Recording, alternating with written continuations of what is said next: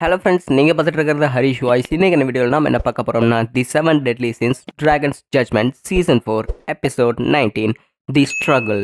ஓப்பனிங்லேயே நம்ம எஸ்கனார் அந்த மத்தியானத்தை தாண்டிக்கு அப்புறமே பார்த்தீங்கன்னா அவனுக்குள்ளே இருக்கிற ஏகப்பட்ட சன்ஷைன் சக்தி வெளியே வர மாதிரி இருக்குது. அங்கே இருக்கிறவங்களுக்கு செம ஷாக்கிங். அதுக்கு எப்படா மத்தியானம் போனதுக்கப்புறமும் நம்ம எஸ்கனாருக்கு இந்த அளவுக்கு சக்தி வந்திருக்குது அப்படின்னு சொல்லிட்டு. ஸோ நம்ம எஸ்கனாருக்கு இப்போ த ஒன் அல்டிமேட் அப்படிங்கிற ஒரு சக்தி கிடச்சிருக்குது. இந்த சக்தி இந்த ஒன்றுக்குமே தாண்டி எதுக்காக எக்ஸ்கனார் இந்த மாதிரி பண்ணிக்கிட்டு இருக்கிற அப்படின்னு நம்ம மெலியஸ் கேட்டுக்கிட்டு இருக்கும்போது அங்கே இருக்கிறவங்களுக்கு செம ஷாக்கிங்காக இருக்குது. ஏன்னா நம்ம எஸ்கனார் இப்போ அவனோட மேஜிக்கை மட்டும் கொண்டு வரல, அவனோட லைஃப் ஃபோர்ஸையுமே எரிச்சு அதை அப்படியே மேஜிக்கலாக கன்வெர்ட் பண்ணிக்கிட்டு இருக்கிறான். அது மூலமாக தான் இப்போவே இந்த மாதிரி ஒரு ஒன்றா நிற்க முடியுது. இவங்களுக்கு செம ஷாக்கிங்காக இருக்குது. எஸ்கனார், நீ அந்த மாதிரி பண்ணி நான் இங்கே உயிரோடு இருக்க மாட்டேன், நீ உன்னோட லைஃப் ஃபோர்ஸை எரிக்கிறதுனால நீ திரும்ப உயிரோட வர முடியாது எஸ்கனார், அதனால் திரும்ப வந்துரு அப்படின்னு சொல்லிட்டு மெலிதஸ் ஒரு பக்கம் கத்திக்கிட்டு இருக்கிறான். இன்னொரு பக்கம் அந்த டீமன் கிங்கோட கை பார்த்தீங்கன்னா நம்ம எஸ்கனாரோட வயிற்றுக்குள்ளேயே மாட்டிக்கிச்சு. அவனால் கையை வெளியே எடுக்க முடியல. மரியாதையை என் கையை விடுற அப்படின்னு சொல்லிட்டு டீமன் கிங்குமே ஒரு குத்துறான். ஆனால் எஸ்கனாருக்கு எதுவுமே ஆகலை. அவள் திரும்ப குத்துறான் பாருங்க, அந்த குத்துறான். அங்கே இருக்கிற டீமன் கிங்கு அசராமல் நின்றுட்டு இருக்கிறான். ஸோ இங்கே இருக்கிறவங்களுக்கு தெரிஞ்சு போச்சு நம்ம எஸ்கனார் தான் உயிரை தியாகம் பண்ணி தான் இந்த மாதிரி சண்டை போட்டுட்டு இருக்கு அப்படின்னு சொல்லிட்டு. யாராவது அவனை நிறுத்துங்கப்பா, இந்த மாதிரி அவன் தொடர்ந்து சண்டை போட்டுக்கிட்டு இருந்தா கண்டிப்பாக அவன் தோற்றுருவான், அண்ட் அது மட்டும் இல்லாமல் அவன் செத்துருவான், யாராவது அவனை நிறுத்துங்களே அப்படின்னு சொல்லிட்டு எல்லாருமே போராடிக்கிட்டு இருக்கிறாங்க. பட் இருந்தாலுமே எஸ்கனாரை தடுத்து நிறுத்துறதுக்கு எவங்கிட்டையுமே சக்தியுமே இல்லை, அந்த அளவுக்கு தெம்பு இல்லை. ஸோ எஸ்கனார் பார்த்தீங்கன்னா விடாமல் அடின்னு அடிச்சுக்கிட்டே இருக்கிறா. டீமன் கிங்குமே பார்த்தீங்கன்னா விடாமல் அடிச்சுக்கிட்டே இருக்கிறான். ஸோ மறுபடியுமே அவனோட வயிற்றில் ஏற்பட்ட காயம் பார்த்தீங்கன்னா அப்படியே கிளியர் ஆயிடுச்சு.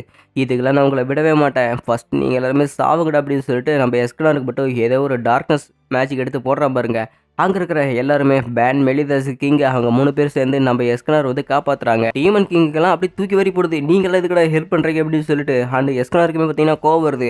எல்லாருமே எதுக்காக என் வழியில் குறுக்கிடுறீங்க, நான் உங்களை எதுக்குமே ஹெல்ப் பண்ண வேணாம்னு சொன்னல அப்படின்னு சொல்லிட்டு எஸ்கனார் கேட்டுட்டு இருக்கும்போது, எஸ்கனார் நீ தப்பாக புரிஞ்சுட்டு இருக்கிற, நம்ம எல்லாருமே டீம்மேட்ஸு, நீ இந்த மாதிரி செய்கிறதுக்காக நான் உன்னை 7 டெட்லி சின்ஸில் கூப்பிடவே இல்லை, தயவு செஞ்சு இந்த மாதிரி பண்ணுற மாதிரி இருந்தால் இங்கே இருக்காத, இங்கேருந்து கிளம்பிடு அப்படின்னு சொல்லிட்டு எஸ்கனார்கிட்ட நம்ம மேலேயே சொல்லிக்கிட்டு இருக்கிறான்.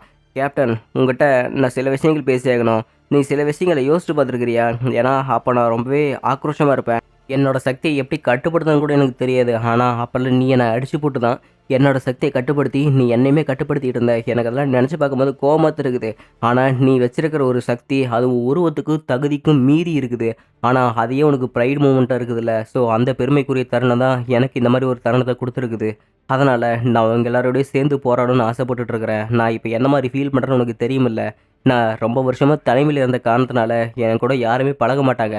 ஆனால் அந்த தனிமை எல்லாமே போக்கி என் கூட சந்தோஷம், துக்கம் எல்லாத்துலேயுமே நீங்கள் என் கூட பார்ட்டிசிபேட் பண்ணிட்டு இருக்கிறீங்க. அதனால் நான் இப்போ என்ன மாதிரி ஃபீல் பண்ணுறேன்னு உனக்கு தெரியுது இல்லையா மெலியோதாஸ் அப்படின்னு நம்ம எஸ்கனார் கேட்கும்போது, எனக்கு நல்லாவே புரியுது நண்பா எஸ்கனார், ஏன்னா நீ தனிமையில் இருக்கும்போது நாங்கள் எல்லாருமே உனக்கு கை கொடுத்துருக்குறோம். ஸோ அந்த நிலைமை யோசிச்சு பார்த்துட்டு தான் நீ இப்போ எங்களுக்கு உதவி செய்கிறேன்னு துடிக்கிறேன்னு தெரியுது அப்படின்னு கோத்தர் சொல்லிக்கிட்டு இருக்கிறான். அண்ட் நம்ம எஸ்கனாரோட பவலமே பார்த்தீங்கன்னா கொஞ்சம் கொஞ்சமாக இன்க்ரீஸ் ஆகிக்கிட்டு இருக்குது. அண்ட் டீமன் கிங் சும்மா இருப்பானா, அவனுமே பார்த்தீங்கன்னா பீஸ்ட் ஆஃப் டார்க்னஸ் அப்படின்னு டார்க்னஸ்லேருந்து ஒரு பீஸ்ட்டை பார்த்தீங்கன்னா வெளியே கொண்டு வரான். அந்த பீஸ்ட்டு வித்தியாசமாக இருக்குது, பார்க்கறதுக்கு அப்படியே 10 அடி ஹைட்டில் இருக்குது. எல்லாருமே இந்த பீஸ்ட்டோட கையில் சாக போகிறீங்கடா, அவ்வளோதான் உங்களோட காலகட்டம் எல்லாமே முடிஞ்சிருச்சு, நீங்கள் எல்லாருமே சாக போகிறீங்க அப்படின்னு டீமன் கிங் பேசும்போது, நீ என்ன பைத்தியக்காரனா, இங்கே நான் இருக்கும்போது எவனுமே இந்த இடத்துல சாக முடியாது அப்படின்னு சொல்லிட்டு நம்ம எஸ்கனாருமே சேர்ந்து அட்டாக் பண்ண போய்கிட்டு இருக்கிறான் பாருங்க. இது எல்லாத்தையுமே நம்ம மெலிதாஸ் யோசிச்சு பார்த்துக்கிட்டு இருக்கிறான், எஸ்கனார் இந்த மாதிரி சண்டை போட விடணும் அப்படின்னு சொல்லிட்டு.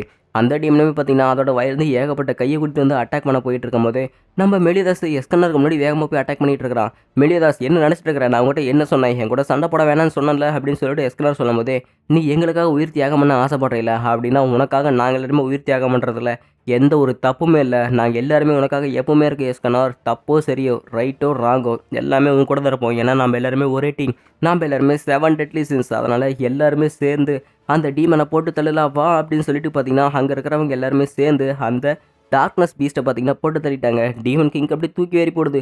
என்னடா அது, இந்த பீஸ்ட் இந்த அளவுக்கு வீக்காக இருக்குது, அதுக்குள்ளே இது செத்து போச்சு அப்படின்னு சொல்லிட்டு இவனுக்கு ஒரு பக்கம் ஆச்சரியமாக இருக்குது. அண்ட் அதே சமயத்தில் 7 டெட்லி சின்ஸான எல்லாருமே சேர்ந்து ஒன்றா இப்போது அந்த டீமனை எதிர்த்து போராடிக்கிட்டு இருக்கிறாங்க. மெர்லின், கிங், டியன், கோத்தர், மெலியோதாஸ், அப்புறம் எலிசபெத், அப்புறம் பேன், நான் உங்கள் எல்லாருக்கிட்டையுமே மன்னிப்பு கேட்டுக்கிறேன். ஏன்னா இந்த மாதிரி ஒரு சமயத்தில் நான் உங்ககிட்ட ஒரே ஒரு ரெக்வஸ்ட் மட்டும் கேட்டுக்கிறேன்.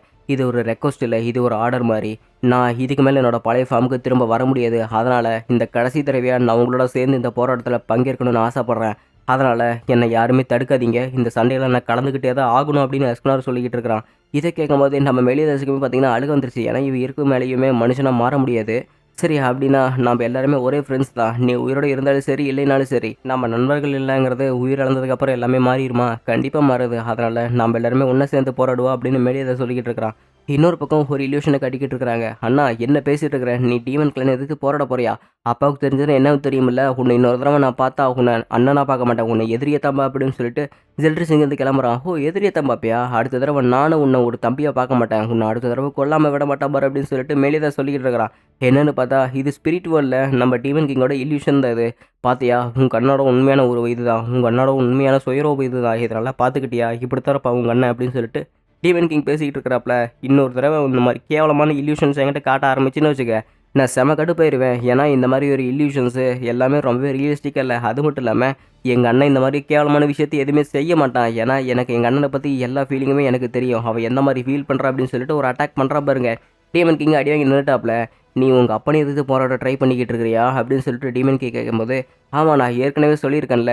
ஏன்னா உங்களோட சக்தி ரொம்பவே வீக்கானது. ஒரு பாசத்தை ஒருத்தங்களுக்கு கொடுத்தா அதே பாசம் டபுளாக நமக்கு திரும்ப வரும்போது அது ஒரு வேறு லெவலில் சக்தி கொடுக்கும். அந்த சக்தி எப்படி உணர்றதுன்னு உங்களுக்கு கண்டிப்பாக தெரியாது.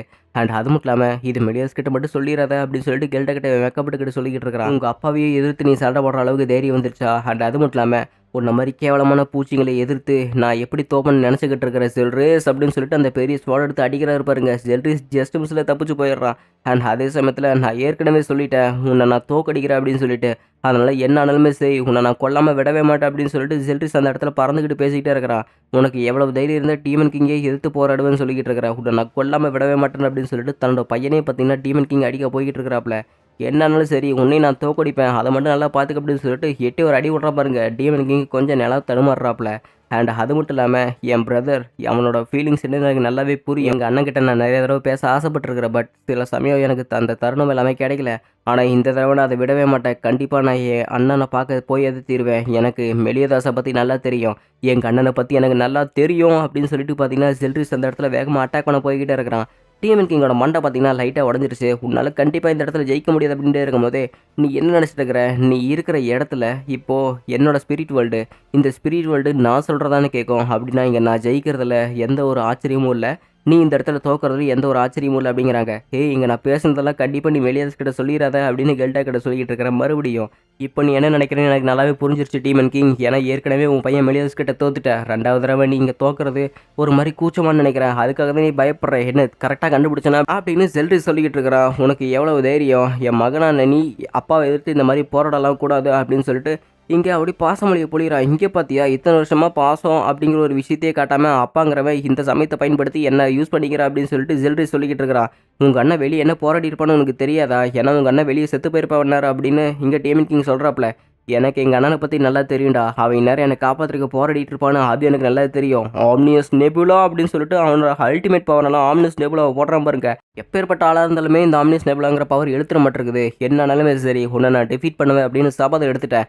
அதை நிறைவேற்றுறதுக்காவது எங்கள் அண்ணன் நான் போய் பார்த்தாக்கணும். அதனால் உன்னை கொண்டுட்டதுக்கப்புறம் நான் வெளியே போகிறேன் அப்படின்னு சொல்லிட்டு ஜெல்ட்ரிஸ் பார்த்தீங்கன்னா அப்படியே டீமன் கிங் பக்கத்தில் இருக்கிற பாருங்க. இன்னொரு பக்கம் ஸ்பிரிட் வேர்ல்டில் டீமன் கிங் சமாதி கட்டியாச்சு.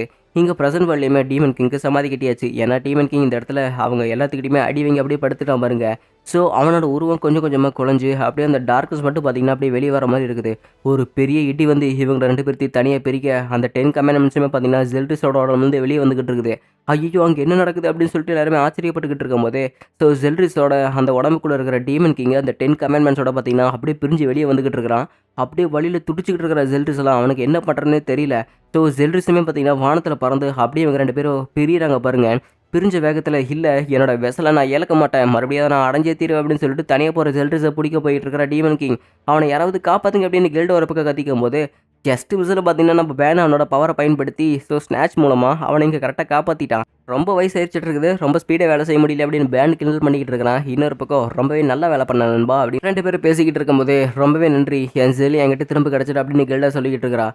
ஜில்ரிஸ் ஒரு வழியை நீ அது வந்து வெளியே போட்டி போட்டு வண்டியாட்டு இருக்குது, இப்படித்தான் இருக்கணும். ஸோ இந்த மாதிரி நீ போராடிக்கிட்டு இருந்தா கண்டிப்பாக எந்த ஒரு டீமன் கிங்குமே தேவையில்லை அப்படின்னு சொல்லிட்டு இங்கே மெலிதாக சொல்லிக்கிட்டு இருக்கிறான்.